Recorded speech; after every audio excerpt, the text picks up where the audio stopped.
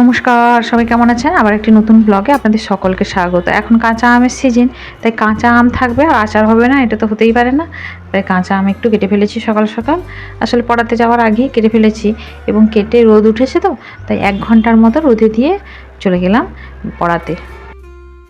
পড়িয়ে ফিরে এসে এই যে মশলাগুলো তাওয়াতে নিয়ে নিয়েছি। এখন আর রোদে দিব না, মশলাগুলো একটু হালকা ফ্রাই করে নেব। আর এই যে আচারের জন্য যা কিছু লাগবে সব সরঞ্জাম গুছিয়ে নিয়েছি। আর আমটাকে রোদে 1 ঘন্টা মতো দিয়েছিলাম, জলটা শুকে গেছে, নুন হলুদ মাখিয়েই রোদে দিয়েছিলাম, জলটা শুকে গেছিলো, বেশি ঠকঠকে শুকনো হবে না। আর এদিকে মশলাগুলো একটু পেস্ট বানিয়ে নিয়েছি মিক্সি মেশিনে। তবে মশলাগুলো আমার একটু মিহি পেস্ট হয়ে গেছে, আপনারা একটু গোটা গোটা রাখবেন, আচারের মশলা তো একটু গোটা গোটা থাকলে ভালো হয়। তবে আমার একটু বেশি ঘোরানো হয়ে গেছে। যাই হোক, এবারে কড়াই তেল দিয়ে, তেলের মধ্যে কালো জিরা ফোড়ন দিয়ে আমগুলোকে একটু গরম করে নিচ্ছি। মানে আমের গায়ে যাতে একটু জল না থাকে সেই জন্য একটু গরম করে নেওয়া, বেশি কড়া করে এইভাবে, এই যে নুন হলুদ মাখানো ছিল আর এইভাবে ভেজে নিয়েছি, দেখতে পাচ্ছেন, মানে বেশি ফ্রাই করা হবে না। আর আমগুলোকে খোসা সমেত রেখেছি কেন, কারণ ঘেঁটে যাওয়ার সম্ভাবনা, সব আম পারু হয়নি তো। আর এখানে দিয়ে দিলাম আমগুলো একটু ভেজে নিয়ে, তাতে গুড়ের বাতাসা ছিল 250 গ্রাম মতো, 250 গ্রাম একটু কম ছিল, সেই বাতাসাটা দিয়ে দিয়েছি। আর চিনি 200 গ্রাম মতো দিয়ে দিয়েছি। আপনারা পরিমাণ মতো মিষ্টিটা দিবেন, যেরকম আম নেবেন সেরকম মিষ্টি দিবেন। একটু মিষ্টি আচার তো, একটু মিষ্টি হলে ভালো হয়। আর গুড়ের বাতাসাটা দিয়েছি কারণ গুড়ের বাতাসাটা দিলে, গুড় তো আমার নেই, তো গুড়ের বাতাসাটা দিলে কালারটা খুব ভালো হয়। এই আচারটায় 1 ফোঁটাও জল পড়বে না।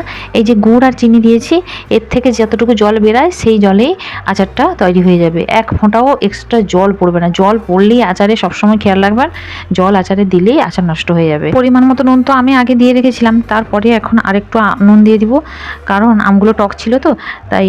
আর এই খোসা সমেত আচার করলে খোসাগুলোও খেতে খুব সুন্দর হবে এবং আমগুলোও ঘেঁটে যাবে না। কত সুন্দর দেখুন, গোটা গোটা আছে এবং আচারটা প্রায় হয়ে আসছে। মানে তবে আরেকটু গরমভাবে গ্যাসটা কমিয়ে রাখবো। আর এই সময় আচার হয়ে এসছে বলে লঙ্কার গুঁড়োটা দিয়ে দিব, কাশ্মীরি লঙ্কার গুঁড়ো দিব, কারণ কালারের জন্য, আমি ঝালের জন্য লঙ্কা দিচ্ছি না, তাই এই কাশ্মীরি লঙ্কার গুঁড়োটা দিয়ে দিলাম। 10 টাকার একটা প্যাকেট এনেছিলাম, তাতেও পুরোটাও দিইনি, মোটামুটি বেশিরভাগটা দিয়ে দিয়েছি। আর এই যে গুঁড়ো মশলাটা দিয়ে দিলাম, গুঁড়ো মশলাটাও সবটা দিনই একটু রেখেছি, একটু লাস্টে দিব। এই গুঁড়ো মশলাটাও আমার বেশি হয়ে যাবে মনে হচ্ছে, তবে এই মশলাগুলো একটু বেশি হয়ে গেলে রেখে দিতে পারেন। আপনারা এমনি যে সবজি তরকারি করেন, এই মশলার একটু ফেলে দিলে দারুণ লাগে, আলুর তরকারি, সবজির তরকারি। সবগুলো মশলাই দিয়ে দিলাম এবং সবগুলো মশলা দিয়ে নাড়াচাড়া করতে থাকলাম, কারণ আমি একটু আচারে মশলা বেশি হলে ভালো লাগে আমার। আর আপনারা পুরোটা নাও দিতে পারেন, যে যেমন মশলা খান সেইভাবেও দিতে পারেন, তবুও ভালো হবে। আর এটা দেখবেন মিষ্টি আচার যে কোনো মুড়ির সঙ্গে হোক, ভাতের সঙ্গে হোক, সব কিছুতে আপনারা খেতে পারবেন এবং বছর বছর সংরক্ষণ করে খেতে পারবেন। তার জন্য কি করতে হবে, এই যে হয়ে এসছে, এবার নেড়ে চেড়ে দিয়েছি আর মশলা টশলাগুলো সব মিশে গেছে। এবার কি করতে হবে, নুনটা একটু টেস্ট করে নিতে পারেন, তবে নুন যদি ঠিক থাকে ভালো, আর যদি ঠিক না থাকে, একটু নুন কম লাগে, তাহলে বিট নুন দিবেন। এমনি এমনি সাদা নুনটা না দেওয়াই ভালো। আমার নুন ঠিক ছিল তাই আমি নুন দিইনি। আর আচারটা সংরক্ষণ করে রাখতে হলে কি করতে হবে, এই যে হয়ে এসছে দেখুন, কালারটা দেখেছেন কত সুন্দর হয়েছে। এই সময় কি করতে হবে, ভিনিগার মিশিয়ে রাখতে হবে, মাত্র 2 চামচ ভিনিগার এতে অ্যাড করে দিলেই এটা সারা বছর, মানে বছর বছর সংরক্ষণ করে রাখতে পারবেন।